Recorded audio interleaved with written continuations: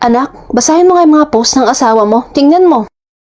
Salamat sa gold bracelet na bigay ng lolo sa aking anak. Jingjing, dapat pinopost mo rin si mama. Kaya nga hindi pantay si Jingjing. Puro na lang sa side niya yung pinopost niya. Post mo rin naman ako sa social media. Baka sabihin naman ng mga kamag-anak mo minamaltrato kita dito.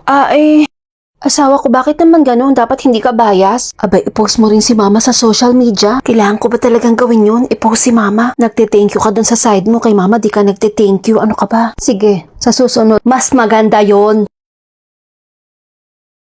15, 16, 17. Ang takaw mo naman? Ang biyanan ko ngayon, nagre-reklamo dahil ang lakas kong kumain ng grape. Kumain ka lang, Jingjing. Hindi ko nabibilangin yung kinakain mo. Sige na, kain ka lang. Huwag mo isusulat yun, ha? Jingjing, ano yung niluto mo? Sinabawang karpa yan, mama. Tamang-tama, darating si Wenwen ngayon yung anak ko. Sa akin na to, ha? Mama, ulam po natin ngayon yan. Kinuha na naman ng anak niya yung cellphone. Yung ulam namin, kinuha ng biyanan ko para i-reserve sa kanyang anak. Ibabalik ko na. Magluluto na lang ako ng bago. Kainin nyo na habang mainit. Kain na tayo, ma.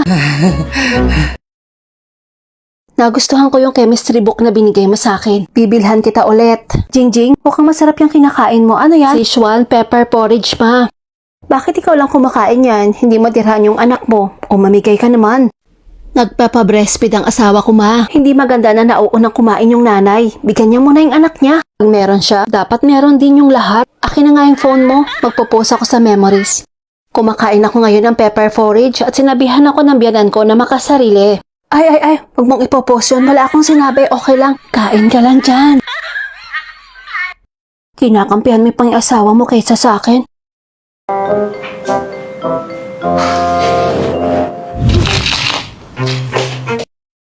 Mama, aalis ka na po agad. Kararating nyo lang po Dumating ang lola ng anak ko. Walang dala. At nung umalis, 3 bag na malalaki ang dala.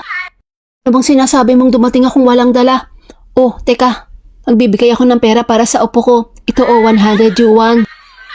Salamat sa 100 yuan. Dagdag mo na sa ipopost mo. Bibigyan ko pa siya ng alahas. Ito yung bracelet ko. Sa apo ko na rin yan. Ito, dadagdagan ko pa ng 100. Ma, may nakakalimutan ka pa. Gustong ipahiwatig ng anak ang bracelet ng nanay niya. Halatang ayaw ibigay dahil nagpapa-impress sa social media. Ibibigay niya yung bracelet. Di bale, sikat ka naman sa social media, mother.